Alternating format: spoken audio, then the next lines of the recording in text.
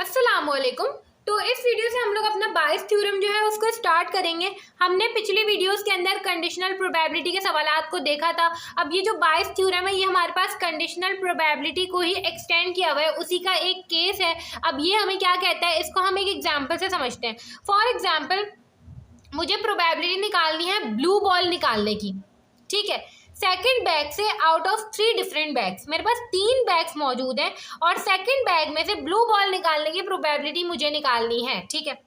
अब हर बैग में हमारे पास डिफरेंट कलर्स की बॉल है, तो यहाँ पे मेरे पास बहुत सारी कंडीशंस आ गई।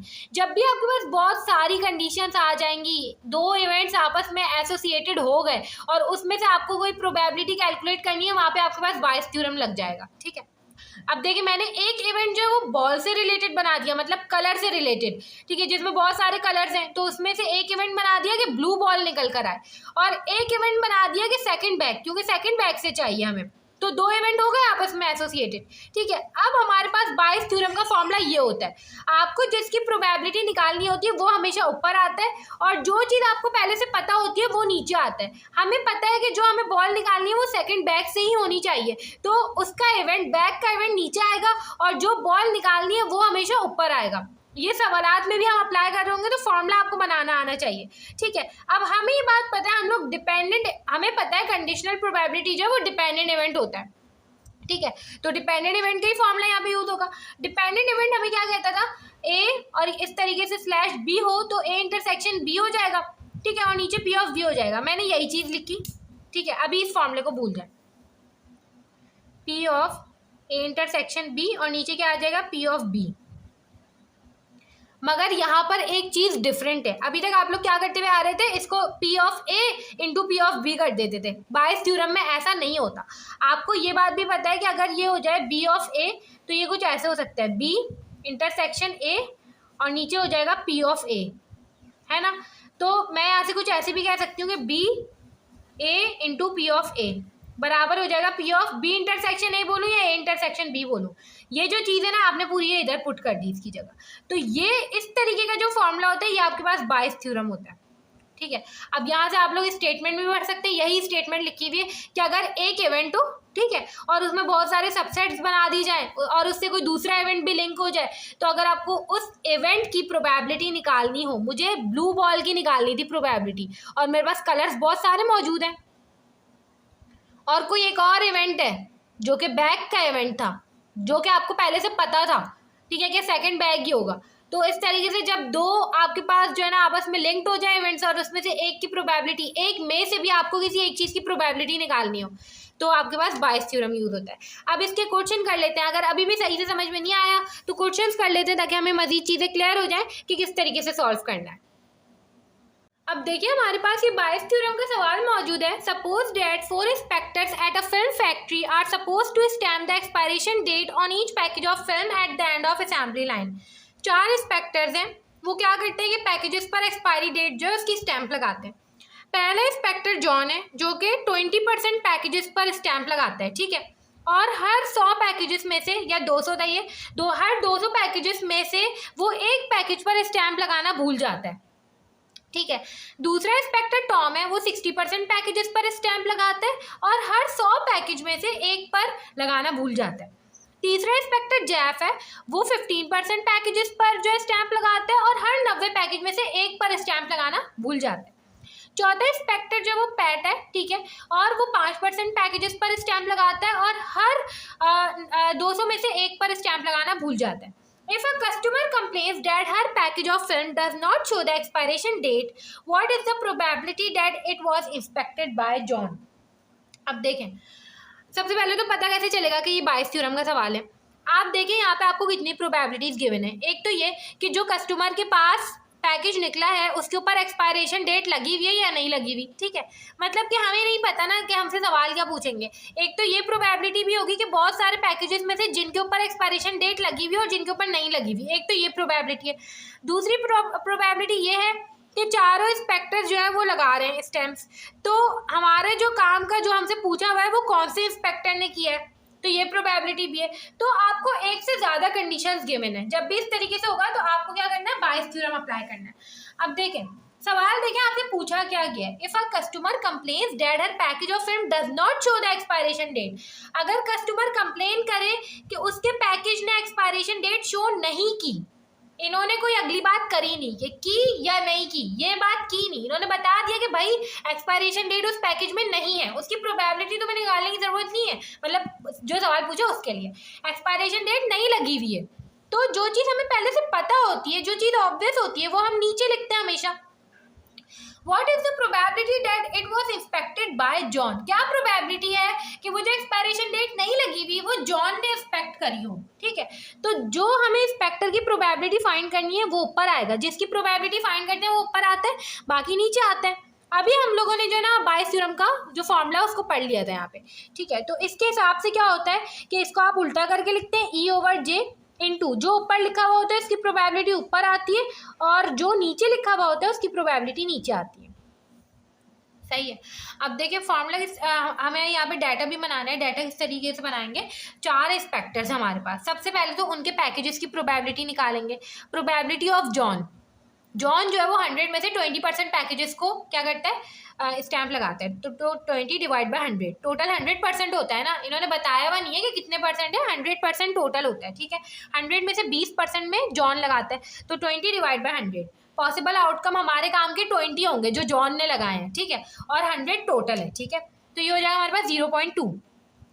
अगर मैं टॉम के पैकेजेस की प्रोबेबिलिटी देखूं तो वो 60 डिवाइड बाय 100 हो जाएगा, जो कि हो जाएगा 0.6। अगर मैं जेफ की प्रोबेबिलिटी देखूं तो वो जाएगा 15 डिवाइड बाय 100 और ये हो जाएगा 0.15। अगर मैं पैट की देखूं तो ये हो जाएगा हमारे पास 5 डिवाइड बाय 100, 0.05, ठीक है। अब देखिए दूसरी प्रोबेबिलिटी हमने क्या डिस्कस की थी कि जॉन के पैकेजेस में भी एक्सपायरी पैकेज वाले की प्रोबेबिलिटी है ना, तो जिसकी प्रोबेबिलिटी मुझे फाइंड करनी पड़ती है वो मैं ऊपर लिखती हूँ, और जॉन के पैकेजेस में से है वो एक्सपायरी डेट वाला जॉन के पैकेज में से, तो वो नीचे आएगा, ठीक है।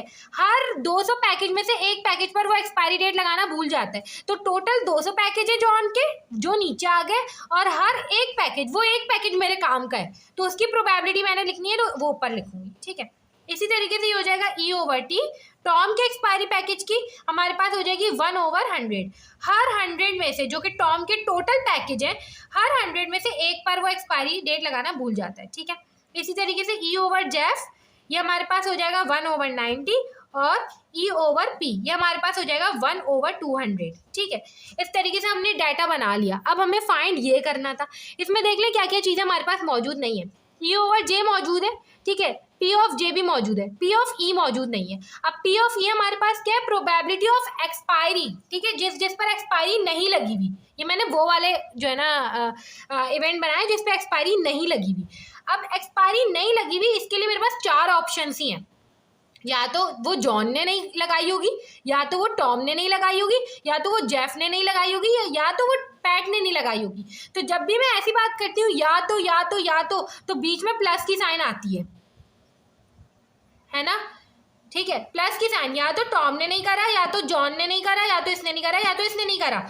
एक्सपायरी डेट जिस पर नहीं लगी हुई, अगर मेरे पास वो पैकेज आया है, मैं वो कस्टमर हूँ, मेरे पास ऐसा पैकेज आया जिस पर एक्सपायरी डेट नहीं लगी हुई, जो कि मैंने ई से डिनोट करा है उस इवेंट को, तो मेरे पास 4 ही ऑप्शन है। या तो वो जॉन ने करा होगा काम, या तो वो टॉम ने नहीं लगाई होगी, या तो वो जेफ ने नहीं लगाई होगी, या तो वो पैट ने नहीं लगाई होगी। तो या तो वाली चीज़ में बीच में प्लस की साइन आती है, ये हम लोग पिछली वीडियोज़ में डिस्कस कर चुके हैं, ठीक है।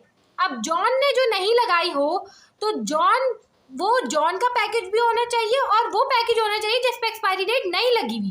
तो जॉन का पैकेज भी होना चाहिए और वो पैकेज भी होना चाहिए जिस पे एक्सपायरी डेट नहीं लगी हुई। ये नहीं लगी हुई वाला इवेंट है, ठीक है। तो दोनों चीज़ें ज़रूरी है होना, जॉन का पैकेज भी हो और वो वाला पैकेज हो उसमें से जिस पे एक्सपायरी डेट नहीं लगी हुई। तो जब दोनों चीज़ें ज़रूरी होती हैं तो बीच में इंटरसेक्शन का साइन आता है। इसी तरीके से T इंटरसेक्शन E, यहाँ पे आ जाएगा J इंटरसेक्शन E। यहाँ पे जेफ पूरा लिख दें क्योंकि जॉन से हम कंफ्यूज हो जाएंगे, ठीक है। तो ये हो जाएगा T इंटरसेक्शन P। इस तरीके से हम लोग जो है ना ये निकालेंगे। अब ये किस तरीके से निकालेंगे, J इंटरसेक्शन E सिंपल है, ये हमारे पास हो जाएगा फॉर्मूला।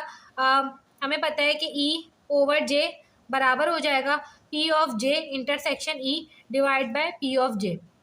ठीक है, सिंपल ये चीज़ हमारे पास वहाँ चली जाएगी, जे इंटरसेक्शन ई हो जाएगा। ठीक है, अब आपको कैसे पता चलेगा कि जे ऊपर रखना है या ई ऊपर रखना है? देखिए, हम एक्सपायरी पैकेज की बात करें जिस पर नहीं लगी हुई, उसकी प्रोबेबिलिटी की बात कर रही हूँ मैं यहाँ पे, एक्सपायरी पैकेज की प्रोबेबिलिटी। ठीक है, तो वो वाली चीज़ हमेशा ऊपर आएगी जिसकी प्रोबेबिलिटी की मैं बात कर रही हूँ। मैं जॉन की प्रोबेबिलिटी की बात नहीं कर रही, मैं अभी एक्सपायरी की प्रोबेबिलिटी निकाल रही हूँ टोटल। ठीक है, तो वो चीज़ हमेशा ऊपर आती है जिसकी हम प्रोबेबिलिटी निकाल रहे होते हैं। सही है, अब देखेंगे हमारे पास कुछ इस तरीके से हो जाएगा, P of E over J into P of J. ठीक है, ये इसकी जगह आ गया।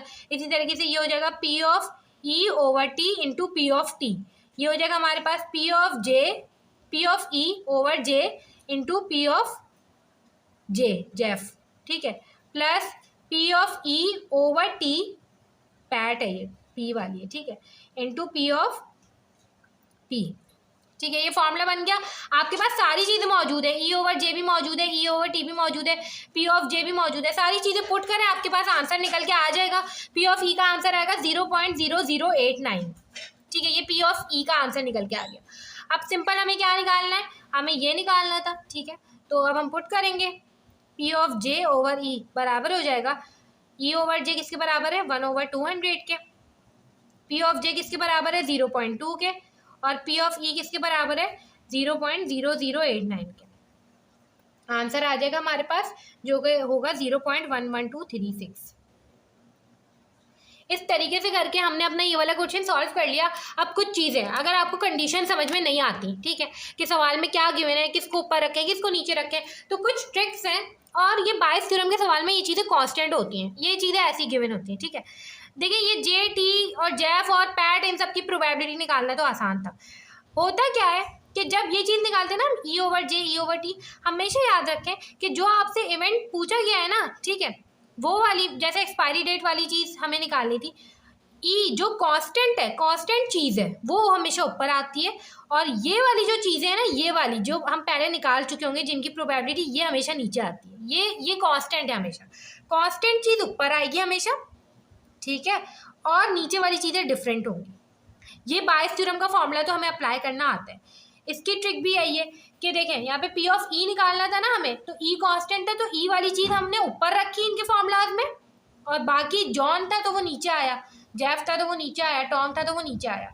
इस तरीके से करके हम निकाल लेते हैं। बाकी ये हमें देख कर ही करना पड़ेगा कि ये हमें क्या निकालना है। ठीक है, मतलब क्या पूछा हुआ है ये हमें निकालना आता है। जो चीज़ पता होगी वो नीचे रखेंगे, जिस चीज़ की प्रोबेबिलिटी पूछी जाएगी वो ऊपर रखेंगे।